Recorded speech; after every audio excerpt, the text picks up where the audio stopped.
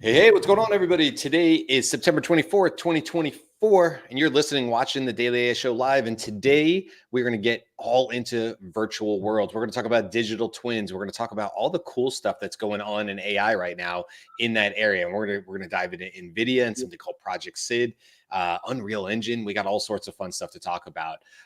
With me today is Beth, Jimmy, Andy, and I'm Brian. And before we dive into anything here, I just want to do a quick reminder, because I typically do it at the back of the show, that, if you are the first time you just like this topic and it's first time you're meeting us, welcome, first of all. But also, we do this 5 days a week, and it's just a good reminder to let people know that we're here Monday to Friday. This Friday will actually be our 300th show, our episode. So if you enjoy these talking and listening to people kind of talk about AI topics and what's going on in the world above and beyond just the news topics like today, definitely give us a like and subscribe, or for nothing else, go check out another episode and see what you think. You can always learn more at thedailyishow.com, and you can also sign up for our newsletter there, which has more than what you would normally just get on the show. So just wanted to hit that at the top, because I typically do that in the last 30 seconds, and well, that's not good SEO practice. So we have to do better with that. Okay, let's dive into the topic for today. Like I said, virtual worlds, made up stuff, digital twins. What is all this stuff? I can kick this off, or I can kick this to somebody else. Does somebody feel like they want to sort of drop in really quick with what a digital twin is, in case anybody does? All right, Jimmy, you're up. Sure. I'll do a quick overview. All right. So virtual worlds, we've heard off and on over the last couple of years. Meta was trying to really push this whole metaverse idea, but essentially it's a virtual space in which everyone can interact. All right, that's the simplest way of describing a virtual world. And there's certain benefits of this. Having a world you can interact with, people you can interact with, things like that allow for collaboration on a greater scale. The digital twin side of things is basically creating a digital replica of either a specific person or just a persona in general. Like we'll be talking about what one company is doing in terms of creating an entire community, and how using those digital versions of people and how they interact, what their social context is, and what kind of collaboration or cooperation they can achieve through this virtual environment. It's a great test bed for these, in this context, AI models or AI personas to interact with each other. So I think that's the basic overview. Now, you might have heard of specific companies like Altera.ai, Project Sid. Everyone's familiar with virtual or spatial computing devices like Apple Vision Pro. The Meta glasses is a tangential form of this, but basically a lot of different devices and platforms in which you can interact with each other in a virtual space. Yeah, perfect. Oh, and by the way, I should say too, right, Jimmy, like these digital twins aren't new. This isn't something that showed up with Gen AI. In fact, one of the ones we can throw on the stage really quick here is Unreal Engine. And we have all seen Unreal Engine. We may think we've only seen it because it was developed and built and owned by Epic Games. And you might think like, well, the latest Madden uses Unreal Engine. True. But as you're seeing on the screen right now, Unreal Engine is used in all sorts of different industries, not just necessarily entertainment. Now, on the screen right now, they're showing you overlays while you're watching an NFL game, where they do like, Fox has they've always had sort of the robots, that they show up. They sort of look like Terminator, or Transformer robots, But if we go and just look at their use cases, and you sort of get past like indie games, mobile games, things that we would expect, you start getting down into architecture, automotive, simulation. So let's just click on architecture here. And right away, we can see this idea of maybe having a digital twin. Hey, we have a developer. Maybe there's a new land down in downtown Tampa that's maybe just urban sprawl, and and parking lots right now. And now Tampa as a city wants to come in with architects and really look at how this new development might impact the city. Not just what does it look like, which is great if you can do a 360 rendering and zoom in and fly around and get virtual drone shots, but also what kind of, digital twin can we create here, right, Jimmy? Like what simulations can we run through this millions of times over to decide what will the traffic flow be like? What happens when there's a game going on at, a lightning game going on? What happens when there isn't a lightning game going on? What happens during Gasparilla? All these things that are going on in the city.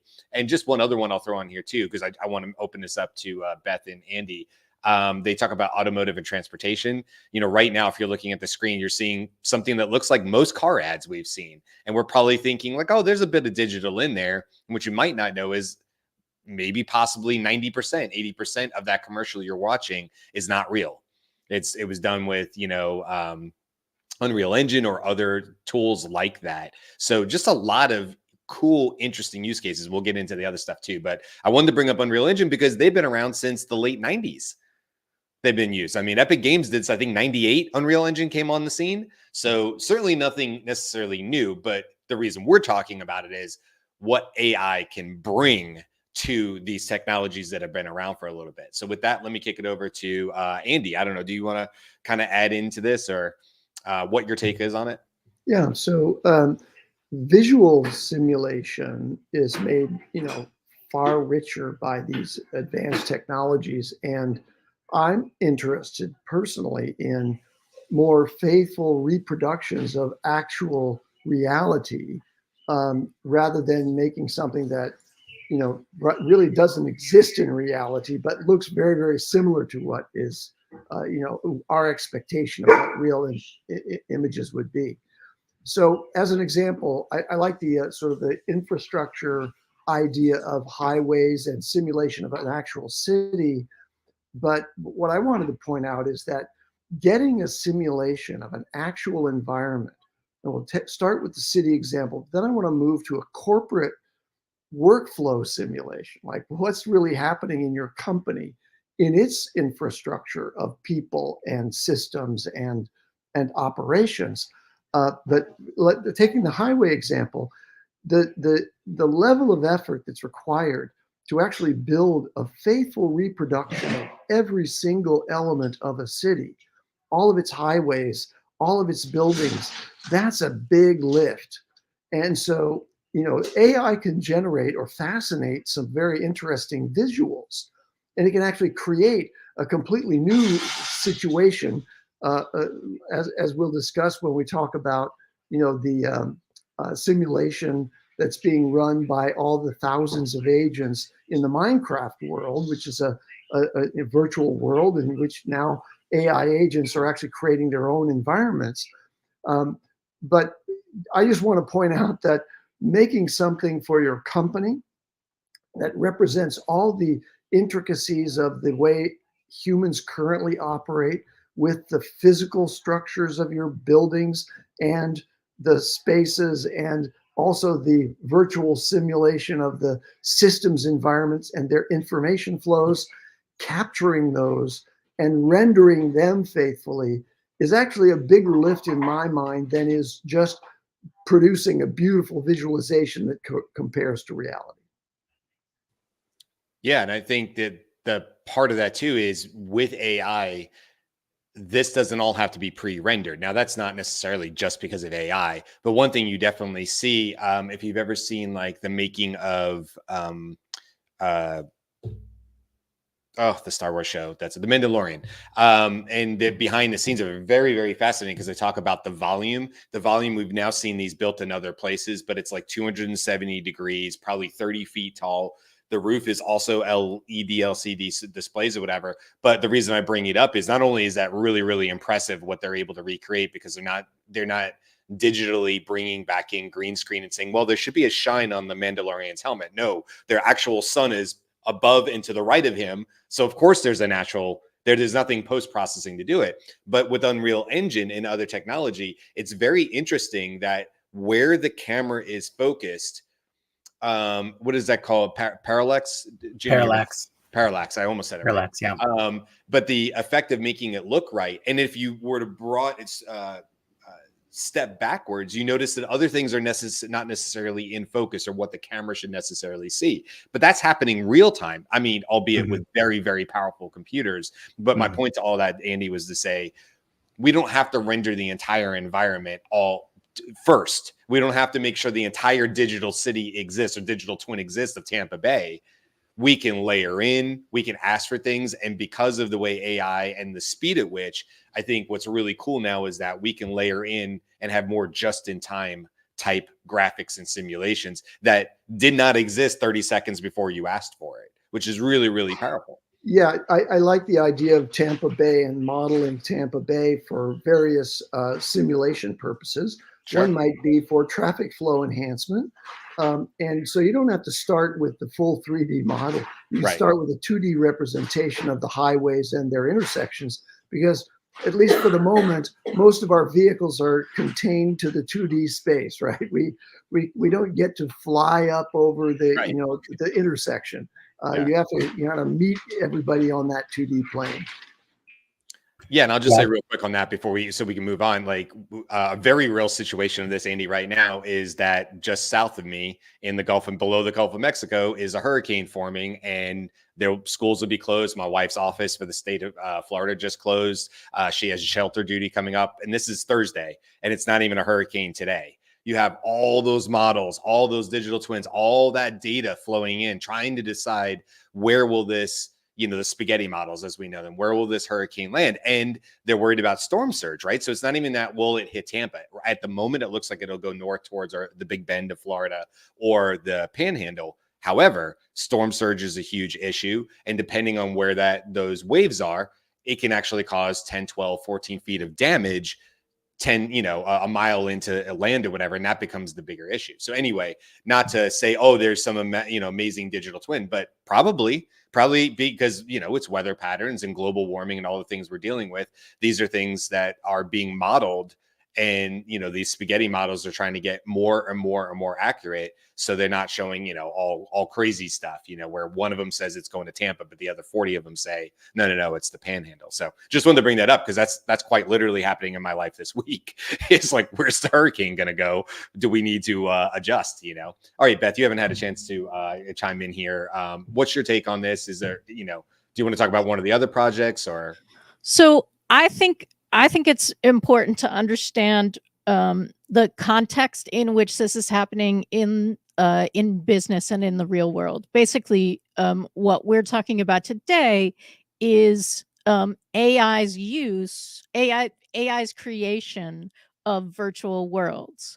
But AI's ability to create virtual worlds then starts to add the real world, its own real world simulation. Right. So the more it is able to create realistic worlds, the more it is able to understand the world in which we live and understand how it functions. Right. So essentially, we're like moving both. Like it's one step forward, the other step comes a little bit more forward. And this is one of the things that is a barrier to something like AGI, right? This Jan LeCun famously says, AGI isn't around the corner because artificial intelligence isn't as smart as your cat yet or your dog, right? Like it does not have a sense of the world in which it's engaging. And robots are embodied AI, right? So all of this is sort of coming, it's like a dance moving forward. I love where it's going with the virtual worlds. And I also love right now, Andy's point notwithstanding, that it is that we're being as imaginative as we want also. So creating virtual worlds in which the current physics laws don't count, right? Creating virtual worlds that are a different planet, or people have magic at their hands and can like make something poof or zip or now I'm just going to talk in sound effects. That I think is also really helpful because breaking the rules tells you as much about the rules as following them. So that's really my take. I also think that let's get into one of the projects. Yeah, I can certainly pull up Project Sid. And I think what might be good for this one is let me get it situated here. Every time, Brian. There we go. The remove button on StreamYard. It's exactly where you think it is to add it to the screen. Hopefully in a week or two, this will no longer be an issue as we move away from StreamYard potentially. We'll talk more about that by the end of this show too. So Project Sid, exploring the first AI-driven virtual world with autonomous agents. So this is from Champion EdTech, which honestly, I think they just repurposed the video, but it's the first one I have up here. So I'm going to just show a little bit of this one. And let's get the volume up so you guys can hear it. We'll watch just a little bit of this so people can get an idea of what Project Sid is, and then we'll talk about the company. It's a Minecraft server, but every player here is actually an autonomous AI agent. And they're completely Minecraft agnostic, capable of using other apps and games. Our agents started with nothing and then worked together to collect over 300 items in Minecraft. They set up a market where agents agreed to use gems as a common currency for trading supplies, building an economy. In this case, you might think the merchants would trade the most, but it was actually the priest. Why? He was bribing townsfolk to convert. We run these worlds every day, and they're always different. Here are 3 of some of our favorite moments, starting with Olivia's Dream. Okay, so they go in more into different examples, and it was Trump and Kamala Harris example 1, Olivia's Dream, where this agent character wants to leave town and go explore, and is convinced by other agents to stay local to help continue building crops and things like that. No shocker that the religious agent decided to bribe people to get him into the art imitating life, imitating art. But a very, very cool concept here. And they run these iterations, these automations, iterations. That's not what I want. They run these scenarios all the time, and you can actually go to the website if you go to Altera, and that's Altera.ai, and you actually look. You can actually see here where it says like try it now, and if you do that, it brings up this other tab, and then you have all these characters that you would see from like the Hunger Games or T2000, Hiroshi, and then there's these other characters that have been built by users. And then I don't quite get it. You guys may know better than me. These characters are created, and yes, I can go in here if I have like the Discord and I download something. There's some other things that are necessary for me to run this, which I didn't go through all those process. But I get the impression that because you're not playing a character, the whole point of this is for it to be autonomous, right? So I don't know. Do you guys have a better viewpoint on this? Because I think what it is like you're watching this Elon character or the enemy character or the Jimmy character move through these scenarios. Jimmy, you're kind of saying yes to that. Do I have that right? Yeah. That's basically it. Each of these characters are autonomous characters, and you're just following them around on their day-to-day and see how they react.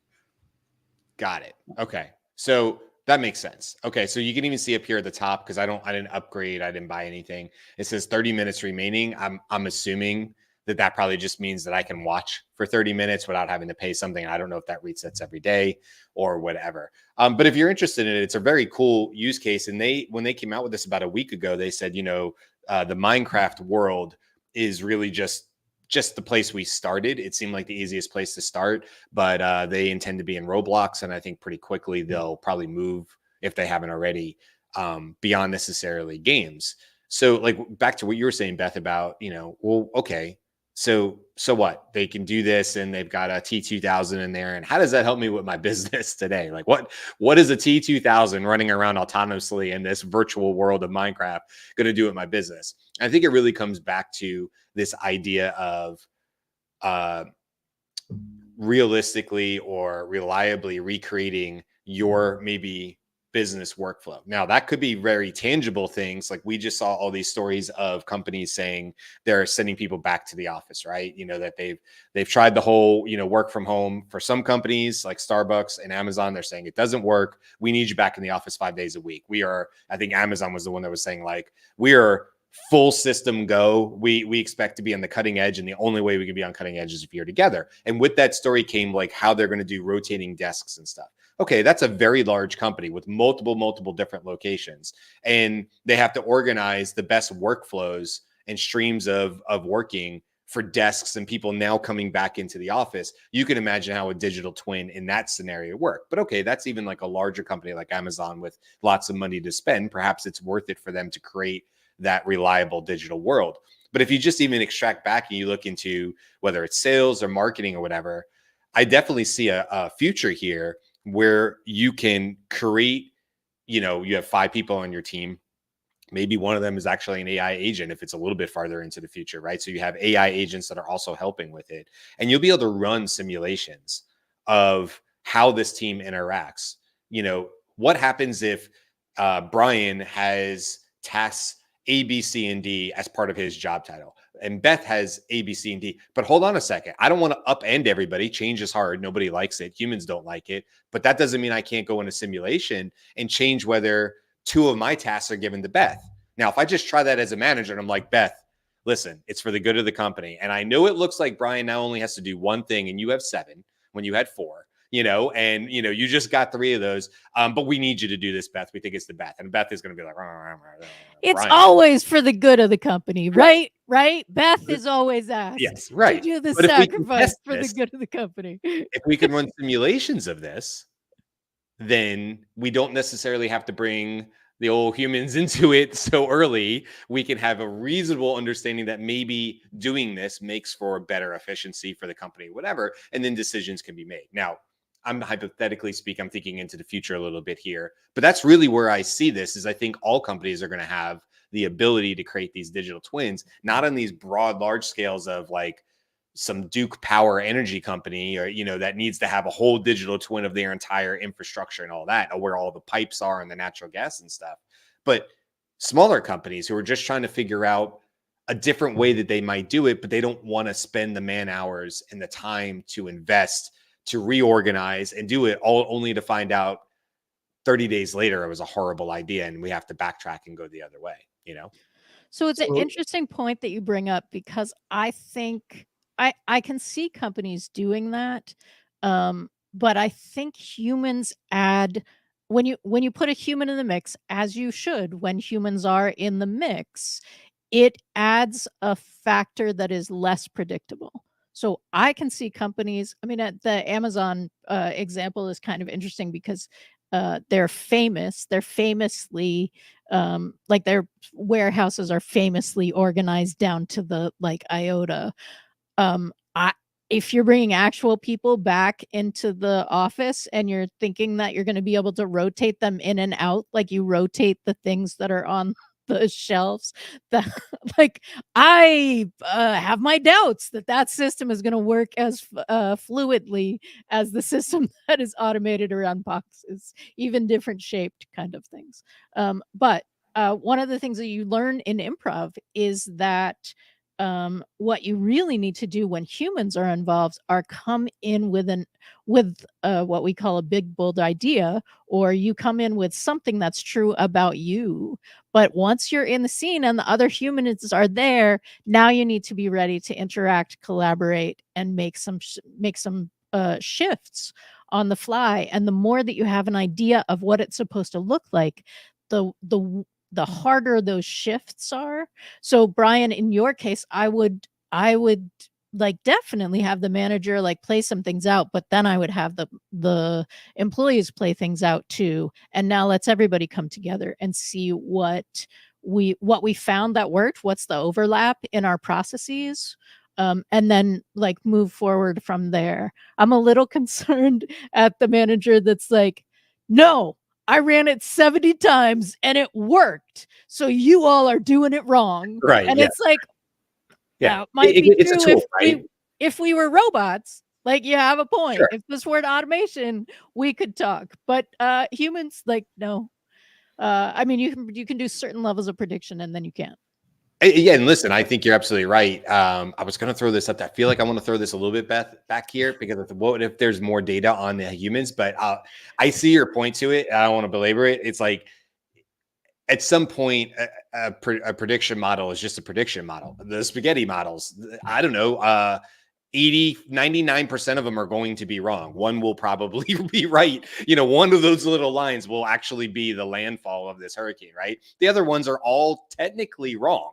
They all failed, right? But we still have these prediction models and we try to look at it. So I agree with you, not to say humans are like weather patterns, but humans are famously unpredictable, right? I mean, and so yes, I think you use it as a tool if it can help you alleviate some of the stress that comes with big change.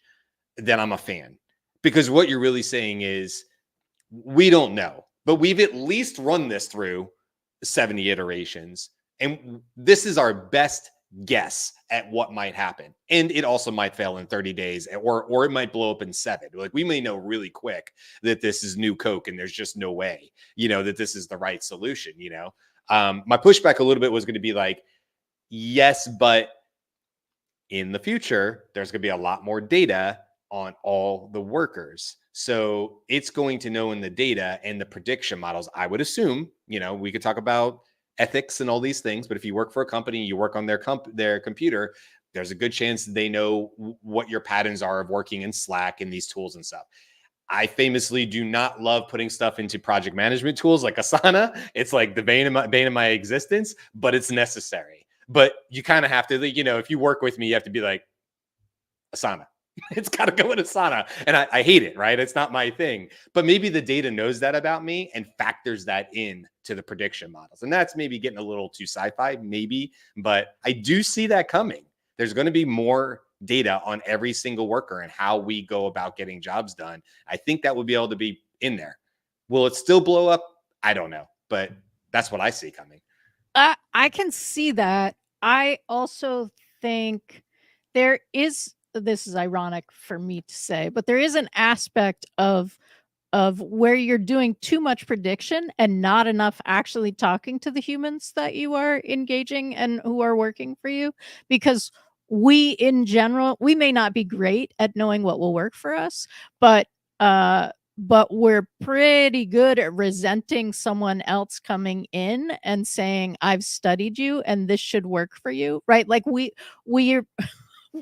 have our own biases. So I think there's like a both and, right? These are giving us more information about the tendencies that individual people have, and also talk to your people, right? Like this is like that Jen is calling me out in the comments saying that I failed improv 101 here, which is to say I didn't say yes and, but I said yeah and not yes but.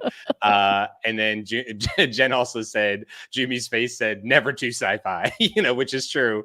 And then Justin jumping in on it, I was waiting for the yes and. So I apologize for not doing a yes and, but doing a yes but there. But that's because I had a small pushback on that, maybe a tiny one. So anyway, let's bring more people into it. We've talked about Project Sid a little bit. We certainly talk more about that. We talked about Unreal Engine a little bit. One company we haven't talked about is Nvidia. Anybody want to kind of bring that into the fold and what they're doing? Or, we can talk about other stuff. What do you guys want to talk about? I can mention Nvidia's work, which is focused more on enterprise simulation. Their Luminar T collaboration is, I think, an example of wanting to simulate what workflow processes are, or more in order to shrink the number of dimensions that you have to model. Starting with something like a factory and its process, right? So all of the mechanisms and all of the steps that are involved in manufacturing. Those are the good starting points, and NVIDIA is focused on that. I don't know much in detail about what they're doing, but I think that's interesting. It's the area that I think is going to first emerge. I think that I'm a skeptic about simulating humans in the loop. That's just too multidimensional, because it'd be one thing to say, okay, here's a human widget, and the human monkey fingers do this in this process. Figuring out whether that's Beth or Junmi that's in that particular position in this shift, that's going way too far, I think. And so that's out in the future. You're right, Brian. Maybe there's an advanced AI that can comprehend what all of the idiosyncrasies are of all the individual humans who are in a workplace. But I don't think that that's a realistic near-term objective for simulation as a way of evaluating changes to processes.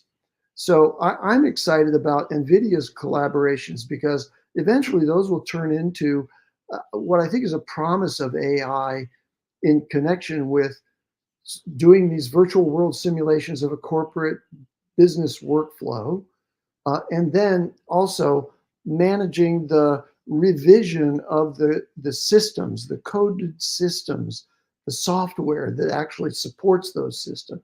So one of the things that we have right now is we have this sort of Frankenstein assembly of all of these different SaaS services, one for finance, one for marketing, one for sales, and all of these are working together. But we're reaching the point now where AI can write code to perform any one of these processes on a local basis without resorting to using a preformed SaaS service like Salesforce.com or whatever. You can actually write code that will run that part of your process. But before you attempt to disentangle all of those pieces of that Frankenstein monster that we've created, and then replace it with a unified, comprehensive, AI-conceived, software, sort of Valhalla. We've got this beautiful vision of a future where all of the software and all the humans work together seamlessly in the unique, particular custom situation that your company lives in. In order to get there, we need to have the ability for an AI to first understand how the current system works, and putting an AI in place to monitor all those steps first and understand what the timing and the interactions of the interactions with all these systems is not too heavy a lift in my view. And then you can ask the AI to conceive of and deliver a software integration that maps together all of those different processes, and then tell it to write the code to run locally, not from the cloud, but to run locally on a massive server that you can afford now because of the increasing capability and reducing cost of compute. So you have an enterprise that's now running on a local server, going back in history. That's the way it always was done before the world of cloud. And it's all been designed by AI. And that software project can actually be done to improve and enhance the efficiencies of all of those systems and how they work. Because right now there is slack in some of those systems, not referring to the software slack, but slack in the concept of critical path. And there's also inefficiencies and real problems that have occurred that really degrade the productivity of the overall systems workflow. So we're rapidly getting to the point where you can redesign your system stack within an enterprise and implement it. But the first step toward that is going to be an AI reduced simulation of all the essential components of your business process and how the system stacks are supporting those business processes before it takes a shot at, okay, let's try this now, writing completely new custom software for your company that basically saves you a lot of money because you're right now paying for all of these very expensive SaaS systems that accumulate to hundreds of thousands of dollars, if not millions of dollars in an enterprise. And now we're going to write software that's AI driven and AI maintained and improved over time. That's a wonderful world, and it's not so far off. I think in the 10 to 15 year time frame, you're going to see that kind of transformation of systems within companies, and that's really going to depend on those simulations, and then also the extreme, capability of AI to code new software using multiple languages and putting those all together in a really practical way. I think it's going to be sooner than 15 years, but I'm just going to say that to call back to previous shows and current news, that's the kind of thing that when O1 preview becomes multimodal, that's the kind of use case for that model where it's going to be able to just, all right, just watch all the data that we have and then put like reason, spend a little while, spend 5 hours, whatever the amount of time that that things are reasoning keeps expanding, like it's going to get better if it has more time, that kind of thing. But that's the use case for that. And then that's not building the code, that's building the plan, that's making the observation and then building the plan based on all the data in that. And then it's telling you, right, like we're going to spin up this agent to build this section of it. We're going to spin up this agent to do a thing in a different level of code. But it's not currently multimodal now, but multimodal is the future. So we assume that it will be. Yeah. Go ahead. I was going to bring up Justin's comment. Go ahead first. Gotcha. Well, I just wanted to expand on this concept of why these virtual worlds are here in the first place, right? Why are we using it? Why is it easier to use a virtual world to build out these models and test these simulations? We've been doing simulation and model building forever, right? The concept's not new, but being able to even in CAD systems, right? Computer-aided design, right? In architecture, you built a model of the building that you were designing so that you could see it and manipulate it, right? And before then, they would literally carve it from clay or build, model representations of the project so that people could see and interact with it. So it really comes from a point of how it benefits us to see that representation and being able to manipulate that representation so that we have a better concept of it, because it all comes down to something that Jan LeCun was talking about, is having that 3D awareness, that awareness of the world, right? And this is kind of what large world models are kind of going after, to build out entire environments and things like that, so that we can run these simulations. But what's really exciting for me anyways, is we're finally at a point where we can go granularity, right? We can go really, really small, because we've been good at really big, or the macro, right? And supercomputers, clusters, everything over the last few decades have been built to accomplish these simulations. Brian's mentioned weather, traffic patterns, things like that. But if you recall, a couple of decades ago, when they were, it's actually probably 3 or 4 now at this point, but when they were coming out with these data centers or these supercomputer clusters, the first thing they did with it was created a simulation of the Earth and how all the weather moved and everything like that at like a third scale and things like that. But with these models today, we can get far, far more granular, and so that we can analyze systems that work on the micro level all the way up to the macro level. So I guess I'm just trying to highlight the point that what makes spatial computing, what makes virtual worlds, VR, AR, all that really important, is so that humans can interact with it, right, on a greater scale, and get more from it, because that's how we live. That's how we interpret the universe. This is our place in it. How can we lift it, move it, touch it, and all those kinds of things. So if we're talking about future sight and things like that, if we understand that point of view, then things like AIs being able to program, right, and create applications on demand, and those kinds of aspects allow us. It's all about us getting our no-code version of the world. How can we interact easier for more humans to interact easier? And then, we'll finally see the internet turn into that more virtual space. So, sorry, what was Justin's comment? No, I was pausing that because I think you made some really good points to it. I just want to bring up Justin's comment. He was going back to the Nvidia a little bit here. I remember when I first saw a demo of Nvidia Omniverse, and they effortlessly modeled a factory floor setup. My first thought was how much quicker we could go from conception to production.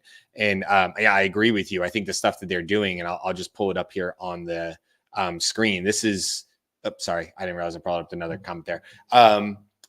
The Nvidia Omniverse is sort of their platform, if you will. And then it's telling design, develop, and deploy the next era of 3D applications and services.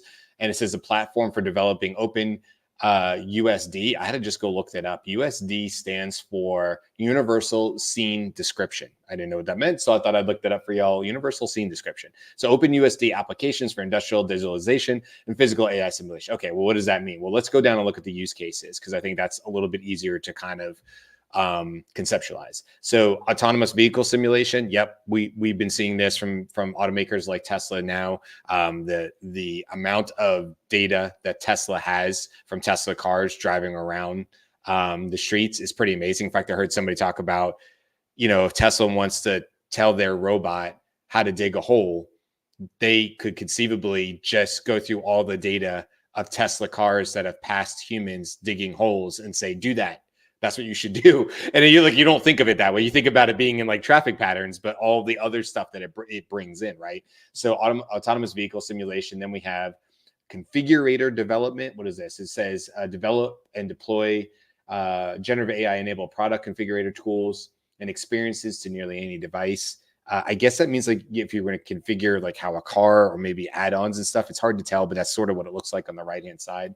Then you have reinforcement learning. This is, I don't know, Justin, if this is what you're talking about. This is the video. It's not a video, but this is what I remember seeing was, hey, we can use this virtual world, this digital twin, or this modeling to help AI humanoid type robots move through spaces more efficiently. And the reason we can do that is we can actually just send them loose millions of times over in these virtual worlds. And I guess the idea would be in this case, they're intersecting each other on paths. They're perhaps bumping into each other, but doing so on stairs. How would that robot regain its center of gravity and not fall over or step backwards down the step like a human might do?